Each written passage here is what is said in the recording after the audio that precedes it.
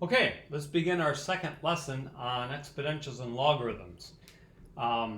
Recall that an exponential function, if a is greater than 1,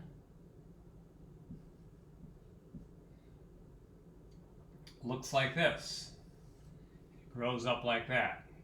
And that can be written as e to the kx, where k is greater than 0. All those things have this sort of a shape. Okay, that has that sort of a shape. And so those are exponentially increasing. And then we also talked about the logarithm. And the logarithm is the natural logarithm is the inverse of e to the x. So if this thing right here is e to the x, then this thing right here would be the ln of x. If this were 5 to the x, then this would be log base 5 of x. That's how they correspond. And since this thing grows so fast, this thing grows very, very slowly. So you take the ln of a very, very large number, and you get a number which is pretty small. So this is useful whenever you are dealing with things that have a large range of values. So here's an example. I found this online. If you look at these mammals, mouse, rat, guinea pig, rabbit, dog, a large dog, a human, and a horse, here's their weight in grams, and here's their heart rate.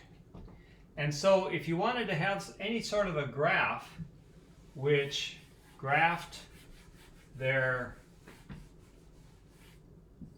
weight on this scale and then their heart rate on this scale, notice you really wouldn't be able to do it, because if 25 grams is right here, no matter how small you make it, 250 would be 10 times that, and 2,500 would be 10 times that. You're already way off the scale, and so these right here are just super small compared to these. And these are mammals. We haven't even gotten to the largest mammal. If you wanted to include the elephant or the blue whale, you could have things that were much, much larger than this yet. In fact, if you look at even larger animals than the ones that this table had, it had the heart rate up to the horse. The elephant is over 5 million grams, and the blue whale is 136 million grams. So there'd be no way you could get all of those weights on a linear scale. Okay, one of them would be these would be all squashed in. All of these would be all squashed into the first millimeter just in order to have room for these other ones. So that's where a logarithmic scale really helps, because you take the log of all these numbers and look what you get. Instead of numbers that range from 25 up to here, you have numbers that range from 3.2 to 18.7. So you still have all the information. You can still convert back whenever you want, but this, it keeps all the information, but it just condenses it, kind of like what happens when you have a photograph and you condense it and you keep all the information, but just condense it. And so in fact, if you are to make a table, I did this. Sorry I can't show it on the board, but I have a table where I have the natural logarithm of the weights on the x-axis and the heart rate on the y-axis. Then you get a bunch of points that are pretty close, and the correlation coefficient is, see if you can see it there.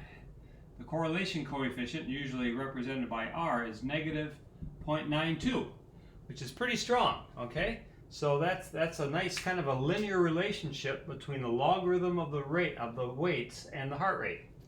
So that can kind of basically show a relationship then between heart rates and weights. So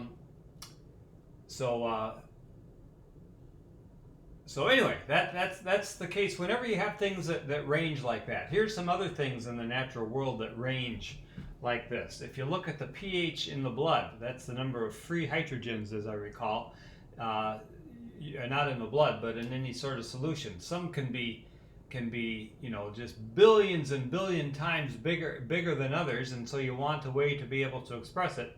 And so you take the logarithm of the number of free hydrogen atoms, I believe is what it is, and that's how you get your pH. And a pH of 7 is neutral, and then below that is basic, I think, and above that is acid, if I'm remembering right. So there's one example. Another one is decibels.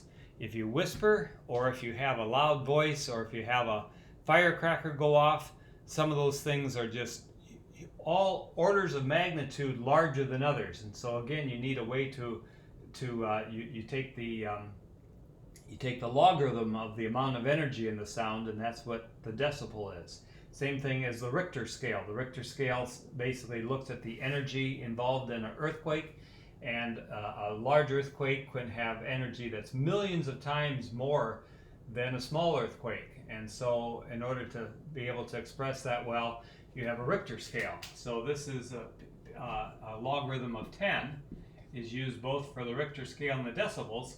So if you have a Richter scale of 7 over a Richter scale of 6, what that really means is that the energy in this one is this level, and the energy of this one is this, and so that's 10 times.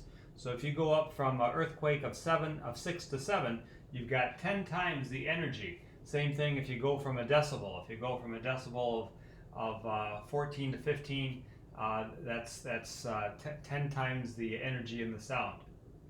So anyway, so that's where they're important. By the way, Richter scale is named after Richter, as you'd imagine.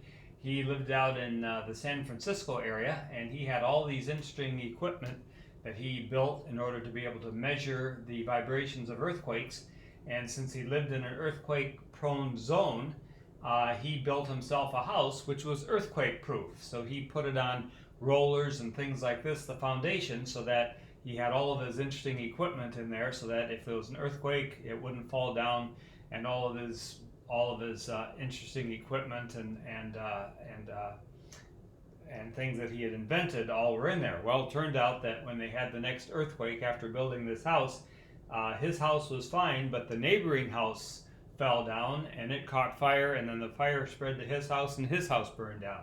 So kind of ironic that even though his house was earthquake proof, it still burned. It still was destroyed by the earthquake. Okay, anyway, lots of fun stories in mathematics. So that is the logarithm, and that's why logarithms are helpful. And I think I'm going to stop this video right here so that we can devote a whole another video to why exponentials are so helpful.